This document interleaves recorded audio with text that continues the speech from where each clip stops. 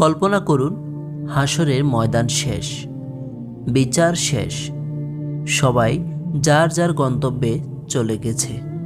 কিন্তু একজন মানুষ এখনও জাহান্নামের আগুনে পড়ে আছে। আগুন তাকে পুড়িয়ে দিয়েছে, শরীর ঝলসে গেছে, সে দাঁড়াতেও পারছে না। সে হামাগুড়ি দিয়ে আগুন থেকে বের হওয়ার চেষ্টা করছে। সে কাঁদতে কাঁদতে বলছে, হে আমার রব, আমাকে জাহান্নাম থেকে বের করে নিন। এর আগুন আমাকে জ্বালিয়ে দিয়েছে, আমি আর সহ্য করতে পারছি না। আল্লাহ তাআলা বলবেন, যদি তোমাকে বের করে দিই, তুমি কি আর কিছু চাইবে না? লোকটি বলল, আপনার ইজ্জতের কসম, আর কিছুই চাইব না। আল্লাহ তাআলা তাকে জাহান্নাম থেকে বের করে নেবেন। লোকটিকে জান্নাতের কাছাকাছি আনা হলো। সে দেখল সবুজ বাগান, নদী প্রবাহিত, আলো, শান্তি, সৌন্দর্য। তার মন কেঁপে উঠল। সে মনে মনে বলছে, আমি তো কথা দিয়েছিলাম কিছুই চাইব না, কিন্তু এটা না পেলে কিভাবে থাকি? সে বলল, হে আমার রব, আমাকে শুধু জান্নাতের দরজার কাছে নিয়ে দিন।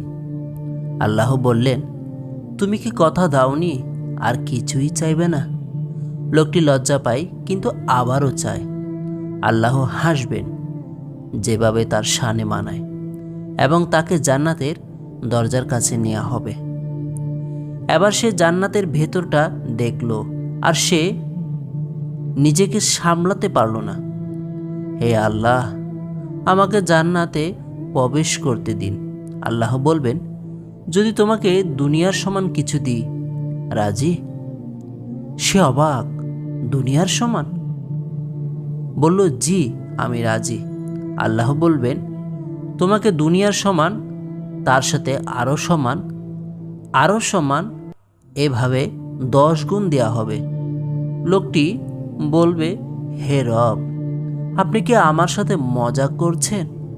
অথচ আপনি তো সমস্ত জগতের মালিক। এ হাদিস বর্ণনা করতে গিয়ে রাসূল সাল্লাল্লাহু আলাইহি ওয়াসাল্লাম নিজেও হাসলেন। ভাবুন, যে ব্যক্তি সবচেয়ে শেষে জান্নাতে ঢুকবে, তার জন্য পুরস্কার 10 দুনিয়ার সমান। তাহলে যারা আগে যাবে, তাদের মর্যাদা কেমন হবে? তাই আশা হারাবেন না, তওবা ছাড়বেন না। আল্লাহর রহমত সীমাহীন। আল্লাহ আমাদেরকে সবাইকে জান্নাতুল ফেরদাউস দান করুন। আমিন।